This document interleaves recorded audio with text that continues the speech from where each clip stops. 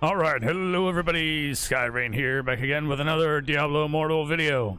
It's that time again. Conqueror is back around. This is what this video is going to cover for wizard builds inside there. I had marginal success with this one. I knocked out everything rather quickly. As you can see here, I knocked out everything and got it out of the way. I got all the event center tokens, which reminds me, I probably should claim some down here. Oh no, I don't have quite enough yet. That's fine. Fractured Plane is also up as well. Looks like we got Hungry Moon and Wild Brawl coming up after that. But anyway, back to Conqueror. I'm going to go ahead and play a match here. But first, I'll go ahead and do the bullet points in case nobody wants to stick around and watch. We'll cover the build. I ran the ice build that I used for Vault mostly. However, I did have to make a couple adjustments. I was using the Arcane Wind in that one. But this one, in Conqueror, you only have the top 6 pieces. So you just have to not ignore the bottom 2 and run with the best of what you got in these top 6. Set pieces, pretty much almost about the same. Set pieces, we'll start with that, I guess, first. You can run, honestly, whatever you want here. If you want to run the ice, keep that in mind. With Tempest, they're still pretty much immune to a lot of it, so you're gonna kind of have to space it out as best you can. This does have a little bit of mobility with a teleport freeze to where you can kind of like pull them out of their little immunity puddles. But then you have to just be cognizant of whenever they use their flowing strike to break out of CC in general, etc. You get the idea. Anybody that's CC immune for that long anyway, and that often and that frequent, is just going to be a pain in the ass no matter what. So anyway, so I did run with the 4 ice pieces again because I didn't have the other 2 crafted yet to do a 6 set. You could probably run a 6 set, would probably be better off, especially in Conqueror, because the crazy stat adjustments that everybody gets done in there. And then at that point, of course, I would also say 2 pieces of Feasting Baron if you're going to go that route. But I went with a 4/4 Grace and Ice sets combined. It worked out fairly well enough. It's always a crapshoot, again, is whenever you get thrown into Conqueror matches of who you're going to get and what the kind of server lag that you're going to get on your end. I had the whole batch of enemies I just walked right into, and I didn't even see them until after the fact, and I was just getting juggled in the air, all kinds of stuff. I'm like, they're on the map further down, I don't even see them, what's going on here? And the next thing, they all started rendering in, and it was just all of them on top of me, and I was like, oh, that's what happened. So it was like one of those old time terrible load lag Zerg ordeals where, yeah, the server just can't keep up. But anyway, all right, now we go with the legendary items. Same thing as the Vault set that I had before. This is the Electric Orb Scorch helmet, the ice for the buff chest piece. All your attacks will be ice and cause chill and frozen. And then this one still works pretty well. Knockback distance increased, and Scorch cooldown reduced. The shoulders. Fractured Footsteps for a teleport freeze that catches people off guard a lot of times when they're trying to chase you down, or you go back into them and lock them down. And then Unload. Ice Spike. This one hit pretty good on times whenever you would get that 5-second ice missile. And then Withering Chill to coincide with the Scorch, which gives you higher chance to freeze, increases your critical hit chance against chilled and frozen enemies. And that's it. Don't even pay attention to the bottom 2 because they're not in play in Conqueror. It's just these top 6. Okay, so there's that. Now onto the skills.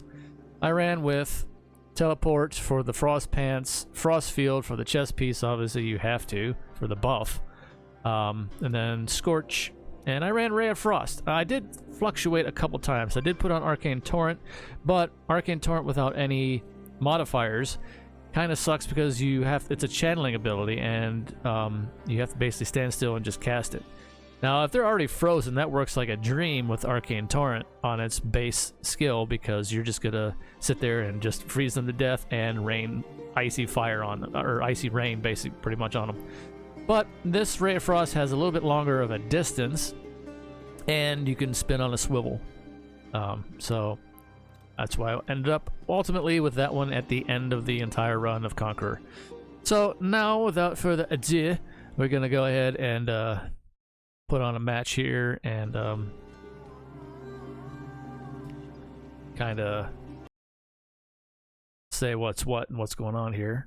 I have to adjust some volume levels while this is playing.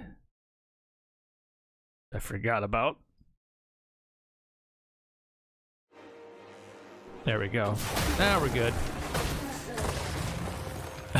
And as you can see down the bottom, somebody's like saying, "Good, no bots, I hope." And yeah, Conqueror's kind of funky. Tower Wars was about just as bad. The other thing about Conqueror, you can tell, is they're still using like old servers to run these because, you know, it's a temporary event and they only come around so often, so they turn the switches on these. And as you can tell with this one, as opposed to the Tower War setup, the camera's much more zoomed in compared to the Tower Wars and the like, which I'm not really a fan of. I don't like it being this zoomed in, but whatever. They never changed this, obviously. And it's crazy funny how they have so many different, like, these, you know, servers they just blow the dust off on just to flip these events back, turn them back on again. But it is what it is, and that's why they run pretty terrible. There's some instances where I'm just lobbing stuff out in there, and I see red dots in the mini-map, and then it turns out they're not actually there, and they're actually somewhere else, and it's pretty funky. And again, this is one of the more best-case scenarios, and then that one there, hard to tell how I got pulled in, but it's whatever. I grow weak. Now here's the other funny part. Now as you can see there, the red dots in the minimap, I should be far enough away to heal. I'm in combat apparently still. And then I also get rooted from the gem effect. And it's not until I get all the way over here where I can actually heal.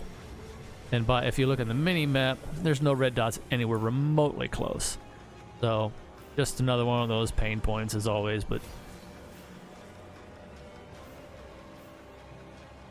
Now, if you want a little bit more mobility, probably run the warband deal and go with the protector and make sure you have the relic that gives more size and life.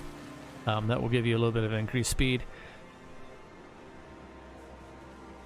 Because with it, like, again, with the 6 pieces of essences and no more, it kind of took that away.